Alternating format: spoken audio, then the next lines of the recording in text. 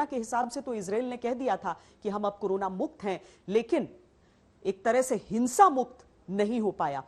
10 मई को जिस तरीके से हमास की ओर से रॉकेट बरसाए गए थे और इजराइल ने अपने नागरिकों को उसमें गंवाया था, उसके बाद से इजराइल की तरफ से लगातार बमबारी जारी है और इजराइल ने अपनी सीमाओं पर अपनी सेना को तैनात कर दिया है, यहां तक कि टैंकों को वहां पर लगा दिया है। और अब यह सवाल उठ रहा है कि कहीं ऐसा तो नहीं है कि इजराइल गाजा में घुसकर हमास को खत्म करने पर इस बार आमादा है।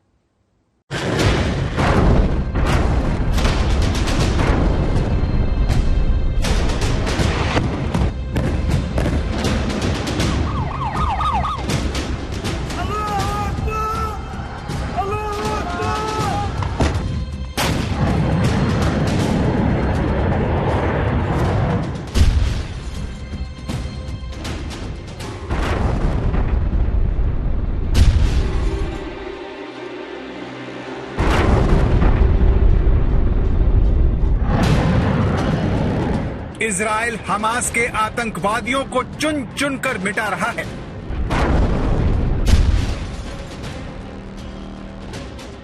इजराइल हमास के हथियारों को ध्वस्त कर रहा है।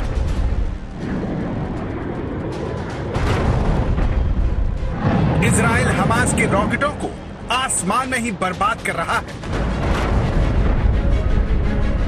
अब तक इजराइल की वायुसेना गाजा पर आग बरसा रही थी।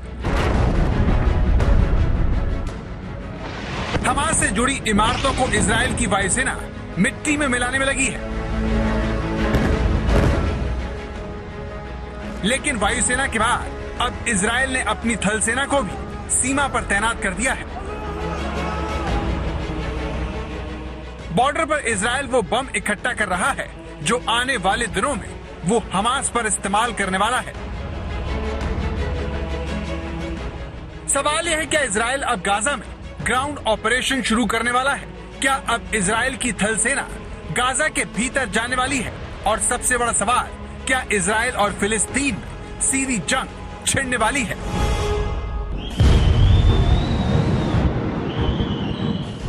इजराइल अपने दुश्मन को कभी माफ नहीं करता। गाजा में इजराइल का जानी दुश्मन हमास उस पर रॉकेटों की बरसात कर रहा है। इजराइल अधिकतर रॉकेटों को तो आसमान में ही निपटा दे रहा है, लेकिन फिर भी कई रॉकेट इजराइल के शहरों में फटकर दहशत फैला रहे हैं।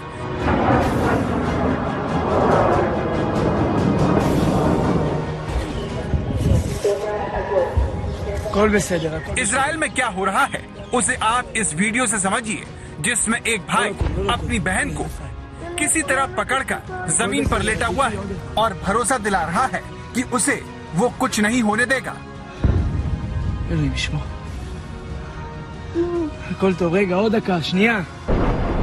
जो इजराइल अपने एक एक नागरिक की जिंदगी बेशकीमती मानता है, उस इजराइल में हमास के रॉकेट हमलों से अचानक हर जिंदगी खतरे में आ गई है। जो इजराइल विरोधियों को घर में घुसकर मारने के लिए जाना जाता है, उसे घर में घिरा होना बर्दाश्त नहीं हो रहा। इसीलिए उसने गाजा को निशाने पर ले लिया है, जहां से हमास उस पर रॉकेट दाग रहा है।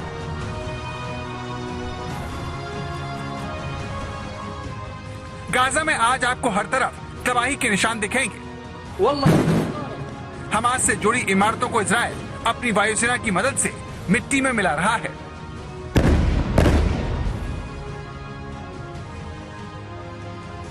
गाजा के जिस भी इलाके में इजराइल हमला करता है, वहां से धुएं का गुबार उठना शुरू हो जाता है।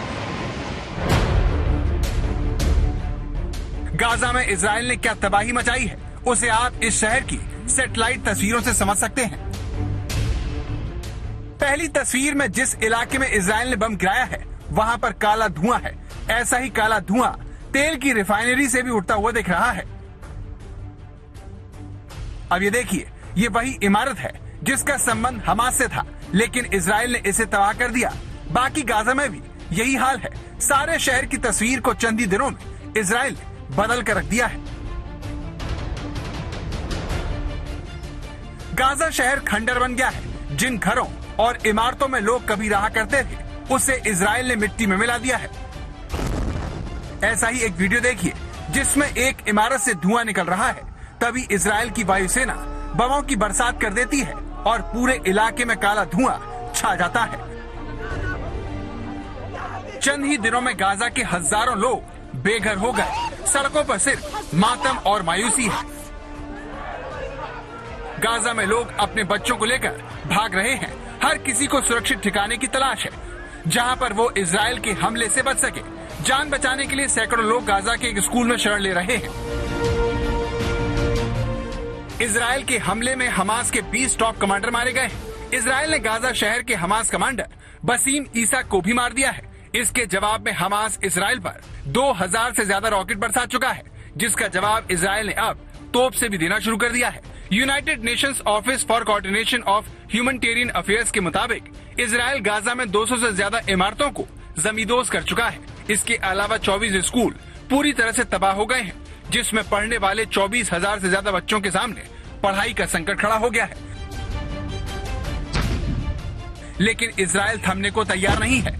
दुनिया भर के देशों से पढ़ने वाले दबाव को दरकिनार करते हुए इजराइल ने गाजा से लगी सीमा पर टैंकों और सैनिकों को तैनात कर दिया है, जिसके बाद माना जा रहा है कि हमास को सबक सिखाने के लिए इजराइल अब जमीनी सैन्य अभियान छेड़ने पर विचार कर रहा है।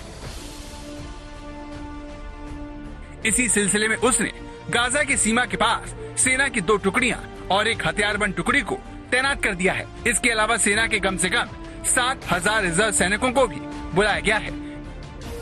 इजराइल की इस तैयारी को देखते हुए ये माना जा रहा है कि इजराइल सेना बहुत जल्द इसकी योजना पेश करेगी, जिसे सरकार से मंजूरी लेनी होगी।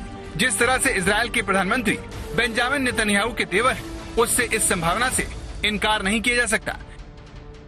אמרתי אתמול שלבני החושך האלה, לטרוריסטים של החמאס והג'יהאד האסלאמי שדמם בראשם, ולפני שעה קלה אנחנו חיסלנו מפקדים בכירים במטה הכללי של החמאס, כולל את מח"ט עזה וגם מפקדים אחרים, וזו רק ההתחלה.